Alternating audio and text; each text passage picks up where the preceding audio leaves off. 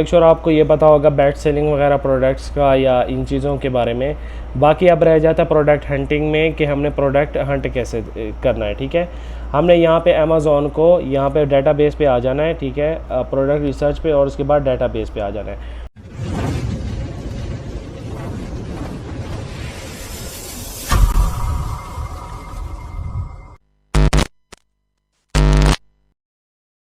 Last 1-2 month में आपको अच्छी सेल दिखाई जाती है और आप कर भी लेते हैं उतना जितना सेल आपको दिखा दिया। आप मुश्किल से वो गेन कर भी लेते हैं, आपको वो सेल मिल जाती है।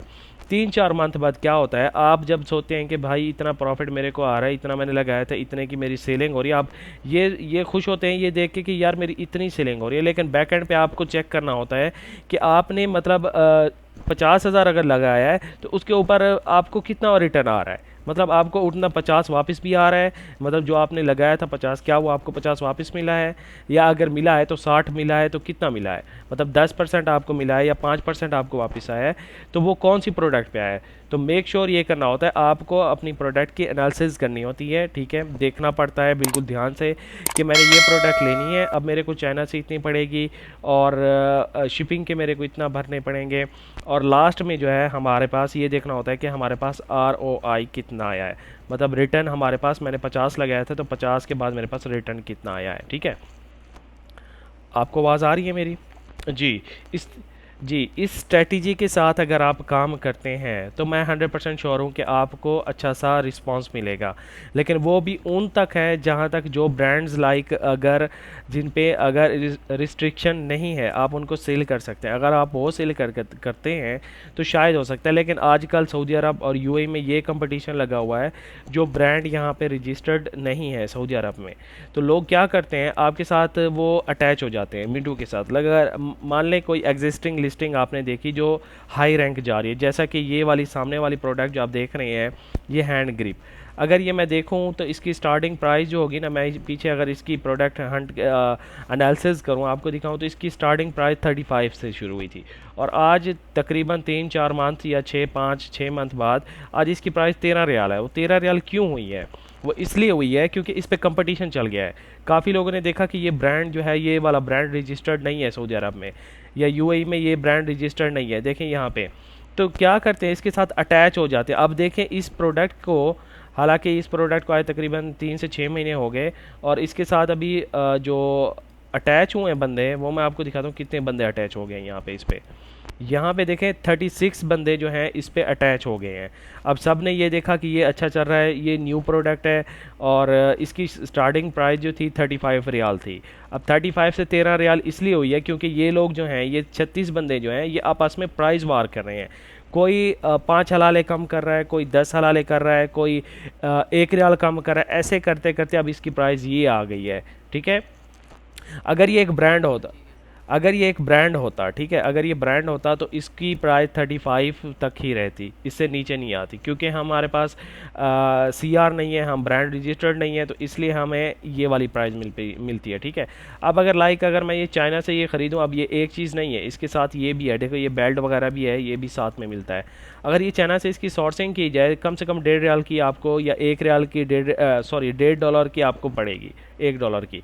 अगर इसकी शिपिंग की जाए, क्योंकि इसका तो वेट कम है, बहुत कम है, ठीक है, इसके अगर अगर आप 500 पीस भी लेंगे तो इसकी ज़्यादा से ज़्यादा शिपिंग आपको जो है $150 या $100 तक पड़ जाएगी।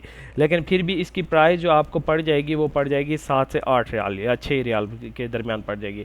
अब 6 रियाल की मुझे पड़ गई है चाइना से, ठीक है। अगर मैं इसको सेल करना चाहूँ, अमेज़ॉन पे आऊँ, इसकी कैलकुलेटर जो है मैं चेक करूँ, रेवेन्यू कैलकुलेटर पे इसको चेक करूँ, तो मुश्किल से मेरे को इस पर कितना प्रॉफिट हो रहा है, 60 से 70 पैसे प्रॉफिट पड़ रहा है।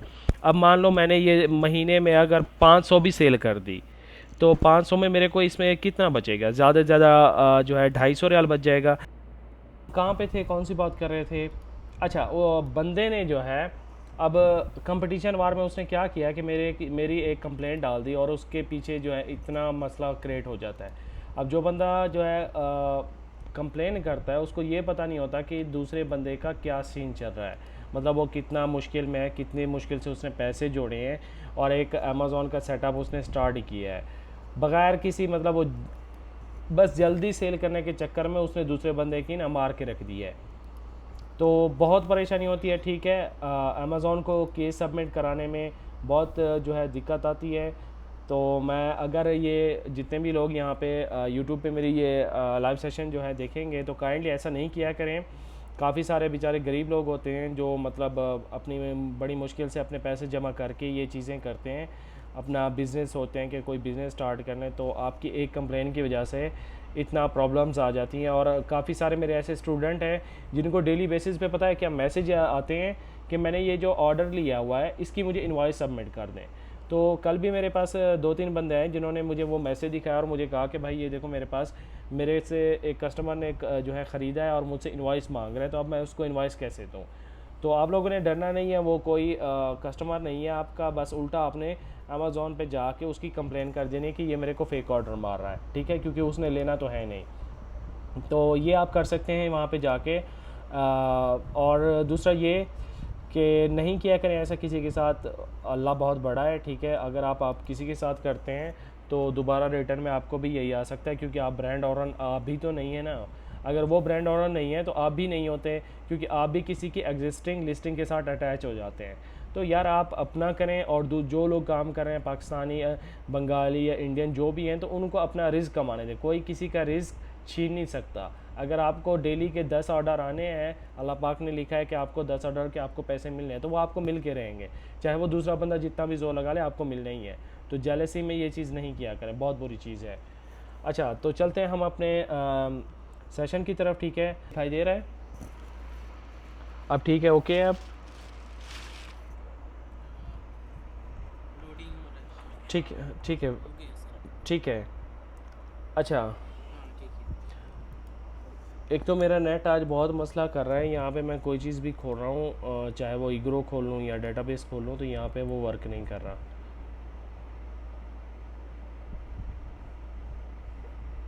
बिल्कुल यहाँ पे जो है काम नहीं कर रहा ईग्रो, क्योंकि नेट शायद स्लो है इसलिए।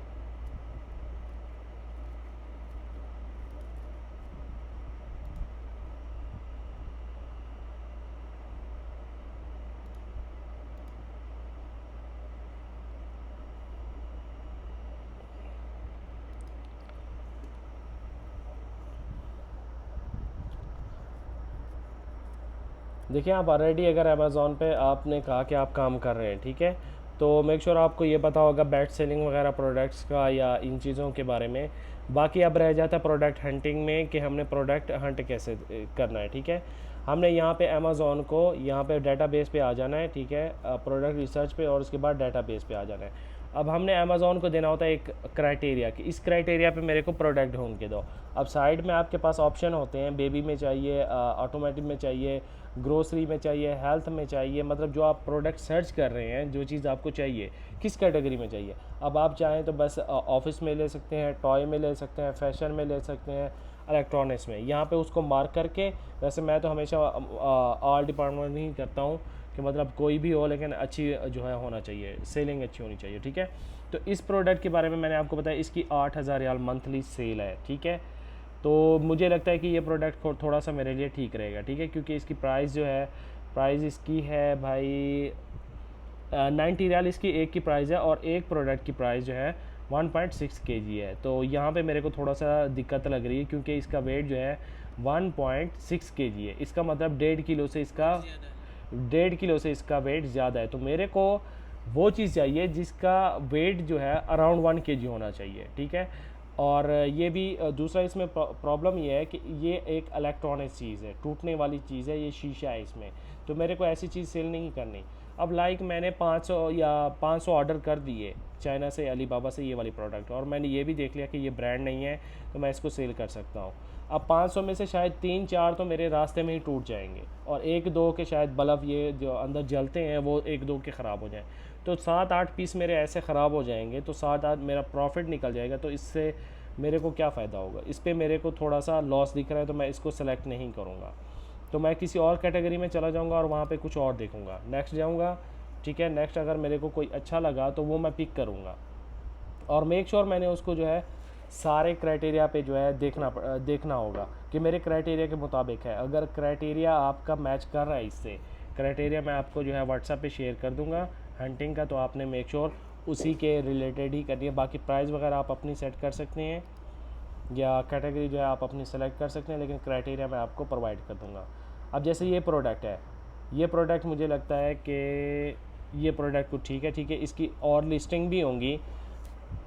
अगर इस लिस्टिंग पे मुझे रिस्ट्रिक्शन है, मैं ये सेल नहीं कर सकता, तो मैं इसकी दूसरी लिस्टिंग देख लूँगा जो इसी से मैच करती होंगी, और देखूँगा कि एक लिस्टिंग जो है, जैसे ये एक लिस्टिंग है, इसकी अब एक लिस्टिंग नहीं होगी, इसकी 6-7 लिस्टिंग होगी।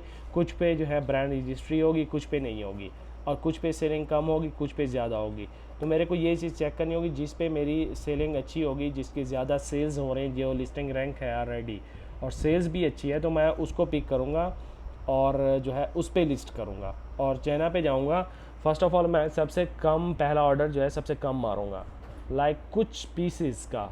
अब कुछ पीसेस का आप कैसे मार सकते हैं, आप जो है चाइनीज़ सप्लायर के पास जाएंगे और आप उनको बोलेंगे अलीबाबा पे, ठीक है, तो आप मैन्युफैक्चरर आप देखेंगे, सप्लायर नहीं। मेक श्योर आपने ये एक पॉइंट जो है याद रख लेना है कि आपने सप्लायर नहीं देखना, आपने मैन्युफैक्चरर देखना है जो ऑलरेडी इस प्रोडक्ट को बना रहा है, जो इसको सेल कर रहा है, वो नहीं चाहिए मेरे को, क्योंकि उसकी प्राइस थोड़ी सी हाई होती है मैन्युफैक्चरर से या डिस्ट्रीब्यूटर्स जो होते हैं उसकी प्राइस सप्लायर से ज़्यादा होती है। सप्लायर अपना प्रॉफिट रख के, हालांकि माल जो है ये सारा सामान ये मैन्युफैक्चरर से उठा के सप्लायर ही सेल करता है, तो इसलिए आपको उन्हीं से लेनी होती है ताकि उस पर आपका थोड़ा सा प्रॉफिट बच जाता है और प्राइस भी आपकी कम हो जाती है, ठीक है। तो अब ये मैं प्रोडक्ट देखूँगा अमेज़ॉन पे, ठीक है। अमेज़ॉन पे मेरे को ये प्रोडक्ट अच्छी लगी और मैंने ये भी चेक कर लिया कि इसको कोई ब्रांड सेल नहीं कर रहा। अगर ये प्रोडक्ट की सेलिंग अच्छी जा रही है तो मैं इसको MPL भी कर सकता हूँ, ठीक है। जिस तरीके से आप कह रहे हैं कि मैंने जेनेरिक में किया है, आप जेनेरिक में नहीं करें, जेनेरिक का कोई फ़ायदा नहीं है। एक और जो है रास्ता मैं आपको वो बताता हूँ, आपने उस वे से काम करना है, ठीक है। आपने इसकी जो है कस्टमाइजेशन करा लेनी है, ये अपने प्रोडक्ट, लाइक मेरे को ये बैग सेल करना है, तो मैं जो मेरा मैन्युफैक्चरर होगा मैं उसको बोलूँगा कि मेरे को भाई ये मेरे स्टोर नेम मेरा ये है, ठीक है। तो लाइक मेरी स्टोर का नेम ABC है, ठीक है, और मेरी जो नीचे अकाउंट है उसका नाम भी ABC है, सेम ही है दोनों चीज़ें, ठीक है। मैं उसको बोलूँगा कि मेरे को इस जगह पे जो है दरमियान में एक लोगो लगा के दो, एक पिक्चर का, ठीक है, एक लगा के दो और उस पर ABC लिख के दो, और मेरा ये लोगो है, ये लोगो भी आपने उसको लगा के देना है। तो वो बोलेगा ठीक है मैं आपको लगा दूंगा, आपने कितने लेने। अब आपने उसको कहना है कि फ़र्स्ट ऑफ़ ऑल मेरे को इसका ट्रेंड चेक करना है, क्या ये ऑलरेडी सेल हो रही है, अगर ये ज़्यादा सेल हो रही है मुझे इसकी सेलिंग चेक करनी है। अगर इसकी वाकई में सेल अच्छी जा रही है तो नेक्स्ट टाइम जो है मैं आपको बिग ऑर्डर दूंगा। तो कहीं ना कहीं वो जाके आप उसको कन्वेंस कर ही लोगे और वो आपको कम क्वांटिटी में आपको ये कस्टमाइजेशन करके देगा। अब बात आ जाती है MPL की कि मैंने MPL इस पर कैसे करना है। मेरे को ये प्रोडक्ट सेल करनी है, ठीक है, मैंने अब कस्टमाइजेशन भी करा ली, चाइनीज़ सप्लायर को बोला, उसने मुझे जो है ये इस पर कस्टमाइज़ करके दे दिया, नाम भी लिख के दे दिया। अब मैं आता हूँ GS1 पे। अब GS1 क्या है, GS1 आपके बारकोड आइडेंटिफिकेशन